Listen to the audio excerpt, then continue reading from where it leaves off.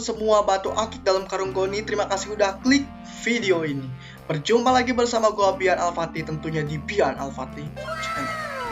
Di video kali ini teman-teman gua akan membongkar nilai rapor untuk lolos SNMPTN 2021. Oke.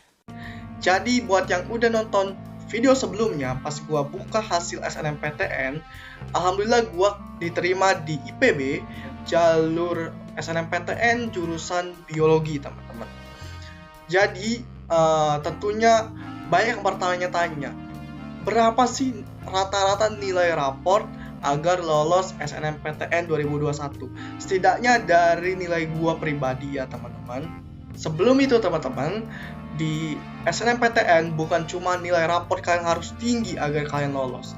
Nilai raport tinggi belum tentu menyatakan kalian benar-benar lolos 100%, belum tentu teman-teman ya. Jadi banyak yang harus kalian pertimbangkan dalam SNMPTN 2021. Kayak misal saingan kalian banyak atau enggak, semakin banyak pasti semakin sulit ya. Lalu di sekolah kalian ada yang pernah lolos gak? Terus prestasi sekolah kalian itu bagaimana? Itu banyak banget.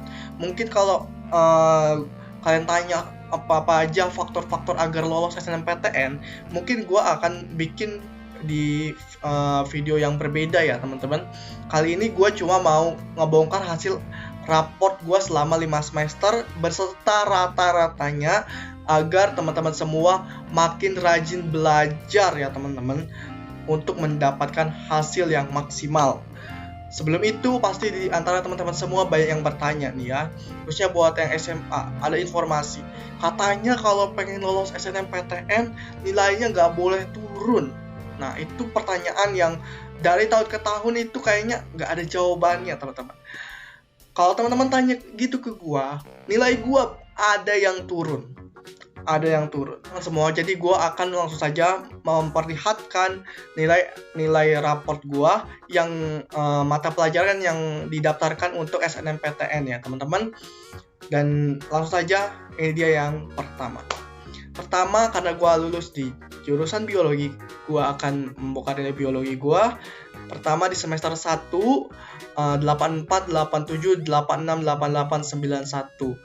Di semester 1 ya teman-teman, buat kalian semua yang misalnya pas kelas 9 SMP nilainya tinggi-tinggi, di SMA kalian harus melakukan penyesuaian bahwa di semester 1 itu kebanyakan nilai kalian itu kayak nggak bakal ada yang lebih dari 85 gitu loh, kecuali memang kalian benar-benar pinter ya di satu mata pelajaran. Jadi kayak banyak yang 7, itu kan wajar gitu. Agar apa?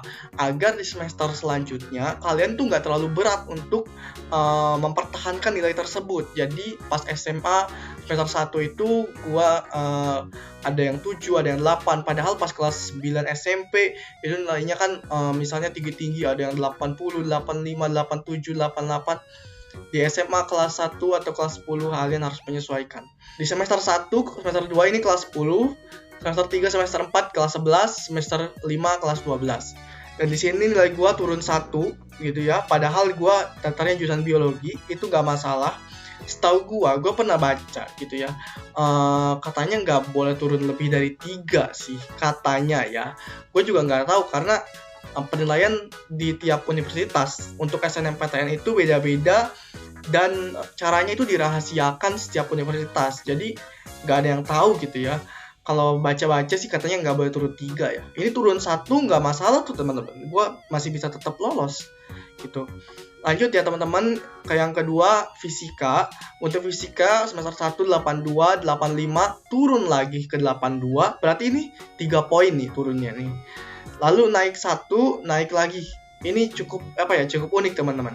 Pertama misalnya 82 naik 3, turun 3, naik 1, naik 2. Ini unik banget untuk nilai gua fisika karena memang fisika semester 1, semester 2 itu ya nggak begitu susah jujur. Tapi semester 3, semester 4 lumayan tantangannya semakin berat gitu ya. Oke teman-teman, lanjut ke nilai selanjutnya adalah kimia. Ini adalah trio IPA ya teman-teman, yang paling terkenal di IPA, biologi, fisika, kimia. Kimia gue semester 1 79, turun 1 78, naik drastis 84, 85, 85. Lanjut pendidikan agama Islam atau PAI ya teman-teman. PAI gua pendidikan agama Islam pertama 78, kedua masih tetap 78, ketiga naik lumayan tinggi jadi 84 kayak kimia tadi. Lalu naik lagi dari 87 dan turun jadi 83 gitu ya. Dan by the way, buat yang nggak tahu, semester 5 gua itu semester 5 daring ya. Semester 4 itu kalau nggak salah gua masih belajar biasa, cuma pas tengah-tengah, pas bulan Maret itu langsung daring atau online. Oke, selanjutnya adalah PPKN. PPKN yang pertama 78, kedua naik 8 poin jadi 86, turun 1 poin, naik lagi ke 93 dan stay di 93. Alhamdulillah. Lalu ke olahraga gue lumayan kurang ya di pelajaran olahraga, karena mungkin bukan bakat ya olahraga tuh. Di olahraga ini menurut gue sih kayaknya nilai terkecil yang pernah gue dapat sih 73. Olahraga 73, 78, 81, 82. Dan ini dari semester 1 sampai semester 4 ini full praktek semua karena sekolahnya langsung. Dan di semester 5 ini karena sekolahnya online dan banyaknya teori, akhirnya gue dapat olahraga sampai 86 teman-teman. Alhamdulillah. Lanjut teman-teman ke pelajaran sejarah Indonesia. Ini gue nggak tambahin, sorry, harusnya sejarah Indonesia. Pertama 80, kedua 80 masih tetap, ketiga 82, 85 dan 86 lumayan stabil. Oke teman-teman, untuk seni budaya dan keterampilan 78, 80 naik drastis ke 86, tapi sayang banget turun ke 82 dan 84. Lumayan sih untuk nilai seni budaya. Cuma yang disayangkan harusnya 86-nya ada di ujung, di sini 82, di sini 84, di ujung 86. Oke teman-teman, selanjutnya matematika umum 81, 82, 83, 83, 83 masih stabil. Ini sayang banget sih bisa stabil gini atau konstan, tapi ya nggak masalah sih daripada turun. Yang selanjutnya 10 bahasa Indonesia 78, 82, 85, 86, 87. Ini grafiknya gue suka banget nih ya, masih dari bawah naik. Walaupun naiknya 1 poin tapi nggak ada masalah. Bahasa Inggris 81, 83, 84, 85, 86 ini juga gue suka, grafiknya naik terus. Nah ini bahasa dan sastra Inggris lintas minat. Buat teman-teman yang tanya, ini kok cuma ada di semester 1 sama semester 2? Kenapa di semester 3, 4, 5 gue coret? Karena teman-teman, bahasa dan sastra Inggris cuma ada di kelas 10 ya, untuk yang gue alamin. Seperti itu. Dan juga di sekolah gue teman-teman, ada juga pelajaran ekonomi untuk kelas MIPA-nya. Jadi bahasa dan sastra Inggris ini kalau nggak salah dari kelas bahasa diambil, lalu ekonomi dari kelas IPS diambil. Pertama 76 lumayan kecil karena memang sastra Inggris jujur memang lebih complicated, lebih rumit dibandingkan bahasa Inggris itu sendiri.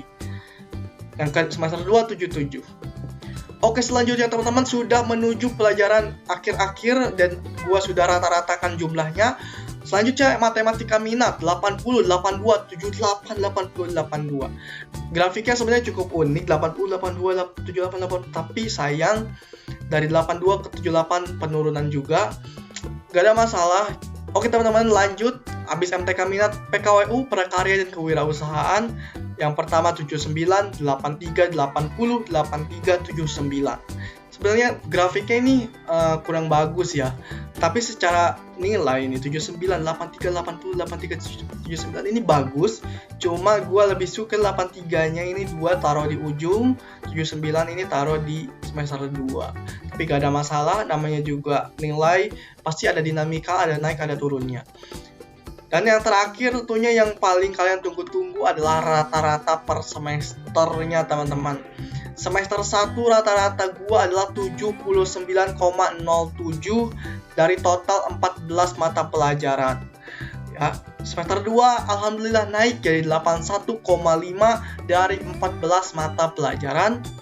Semester 3 naik lagi ke 83,01 dari 13 mata pelajaran karena sastra Inggrisnya dihapus.